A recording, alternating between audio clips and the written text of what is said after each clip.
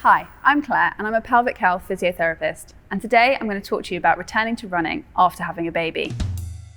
Running is a great form of exercise, and it can be really great for mums who don't have much time, and maybe in the evening once your partner's home you want to go out for a quick bit of exercise, get some fresh air and clear your mind. However, running is a high impact exercise, and therefore we need to take this into consideration during your recovery. There have been some new guidelines out that have reviewed all the evidence and suggest waiting for between 3 and 6 months before returning to running. They highly recommend that you seek help from a pelvic health physiotherapist and have a full physical review before you do so. The guidelines recommend that when you return to running, that you start running for 1 minute and then having a walk and then increasing this over time. You don't just head out for half an hour and start running again. In this way, it helps your body to get used to impact again and build it back into your routine. If during a run you have any symptoms such as leakage of urine, so incontinence, a heaviness within the vagina during or afterwards, or any other symptoms that you're not sure about, please stop running and seek medical advice. Because of the nature of running, it's important that your whole body is strong,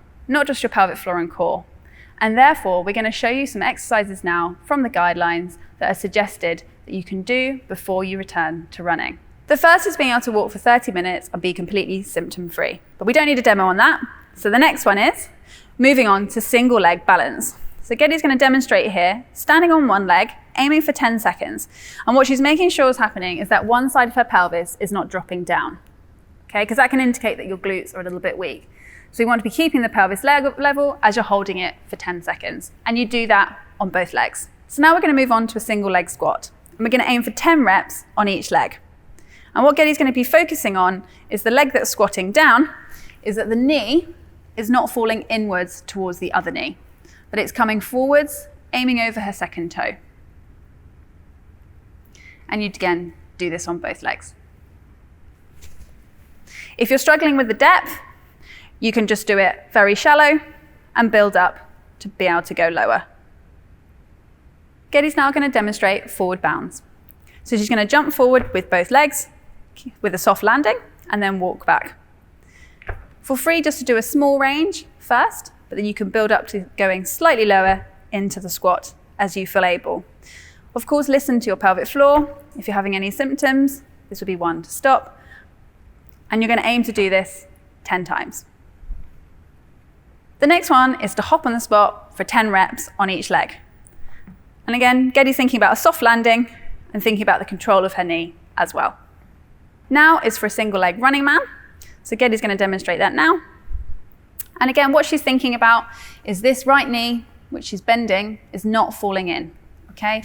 So it's staying nice and level as she powers through. And you're going to aim for 10 of these on each side. And the final one is to jog on the spot for a minute to get you back in to that running motion. We're now going to move on to some strength testing. So these can indicate areas that you might need to work on whilst you're returning to running. The first one that Geddy's going to demonstrate is a single leg calf raise. So she's on one leg, pushing up and down. Now she's holding onto a chair for a bit of stability, but you might want to just hold onto the banister at home or your table, whatever might be around. And you can progress to not holding on. And you're aiming for 20 of these on each side.